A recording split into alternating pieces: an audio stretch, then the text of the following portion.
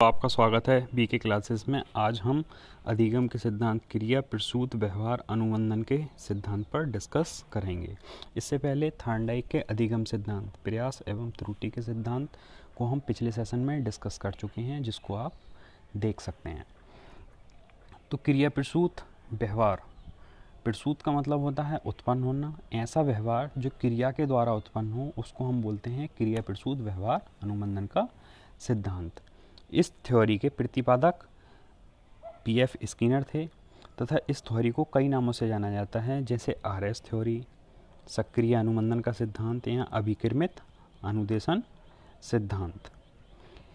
ये सिद्धांत पुनर्वलन से संबंधित होता है।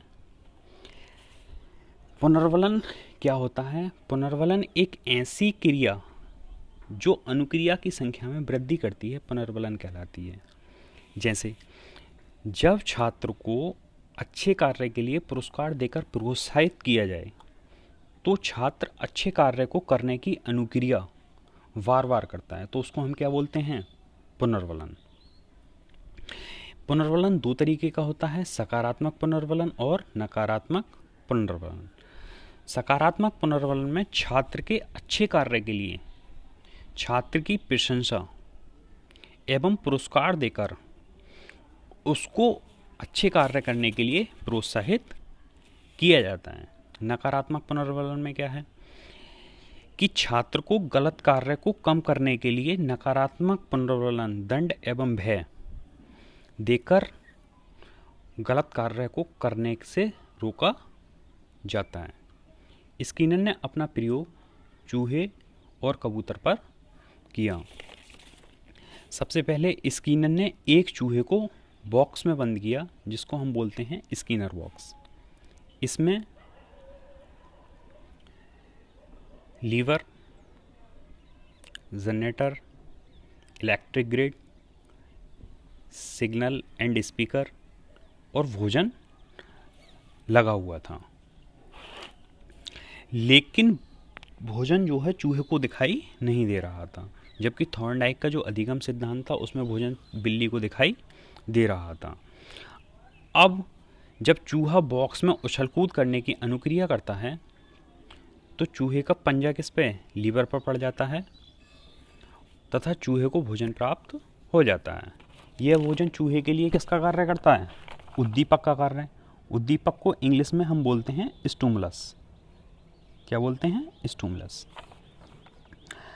अब चूहा इस प्रयोग में क्या था? अनुक्रियाकर्ता का कार्य कर रहा था, मतलब रेस्पॉन्स का कार्य कर रहा था, और भोजन किस चीज़ का कार्य कर रहा था? उद्दीपक का कार्य।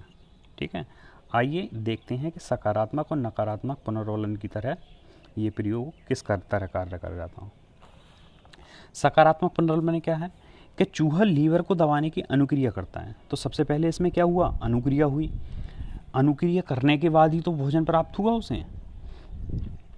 तो सबसे पहले उसने अनुक्रिया की। अनुक्रिया करने के बाद उसे उद्दीपक एस प्राप्त होता है। सुखदायक उद्दीपक जुड़ा होने पर अनुक्रिया अधिक होने की संभावना, मतलब सुखदायक उद्दीपक है तो वो उस अनुक्रिया को क्या करेगा? बार बार करेगा। नकारात्मक पुनर्वलन। नकारात्मक पुनर्वलन क्या होता है कि चूहे के पंजों पर प्रति 1 सेकंड विद्युत आघात किससे दिया जाता है? इलेक्ट्रिक ग्रिड और जनरेटर के द्वारा। लीवर पर 10 सेकंड को विद्युत आघात रोक दिया जाता है, मतलब लीवर दबाने पर विद्युत आघात क्या होता है? 10 सेकंड के लिए रोक दिया जाता है। प्रतिकूल उद्दीपक। अनुकूल उद्दीपक कौन सा था? भोजन। और प्रतिकूल उद्दीपक है विद्युत आघात। तो प्रतिकूल उद्दीपक से बचने के लिए वह अनुक्रिया की संख्या में क्या कर देता है? वृद्धि कर देता है। अब क्रिया प्रसूत व्यवहार में सबसे पहले क्या हुई? अनुक्रिया हुई, मतलब आर हुआ, और उसे क्या होता है? भोजन प्राप्त होता है। जब चूहा अनुक्रिया करता है तो उसके बाद में क्या होता है? उसे भोजन एस प्राप्त होता है, मतलब आर रेस्पॉन्स करने पर या अनुक्रिया करने पर उसे क्या प्राप्त हो रहा है? उद्दीपक। इसलिए इसे क्या बोलते हैं हम? आरएस थ्योरी भी कहते हैं। अब क्रिया प्रसूत व्यवहार को समझने में ज़्यादा आसानी होगी कि जब कोई व्यवहार अनुक्रिया से नियंत्रित होता है तब उसकी प्रकृति कैसी होती है, स्वैच्छिक। जैसे भोजन अनुक्रिया, जब उसे भोजन की जरूरत हुई तब वह अनुक्रिया करता था। तब इस व्यवहार को क्या बोलते हैं, क्रिया प्रसूत व्यवहार। क्रिया प्रसूत व्यवहार उद्दीपक पर आधारित न होकर अनुक्रिया पर आधारित होती है। तो इस सिद्धांत में अनुक्रिया के द्वारा भोजन की प्राप्ति होती है। जब अनुक्रिया करेगा तब उसे भोजन प्राप्त होगा। लेकिन थॉर्नडाइक के अधिगम सिद्धांत में उद्दीपक को देखकर अनुक्रिया बिल्ली ने की थी। उद्दीपक दिख रहा था, लेकिन इसमें क्या था, इसमें उद्दीपक दिखाई नहीं दे रहा था चूहे को। क्रिया प्रसूत व्यवहार किससे संबंधित होता है, पुनर्वलन से संबंधित होता है। ये क्वेश्चन बहुत आता है कि क्रिया प्रसूत व्यवहार किस पर आधारित है, तो अनुक्रिया पर आधारित है। और किससे संबंधित है, पुनर्वलन से संबंधित है।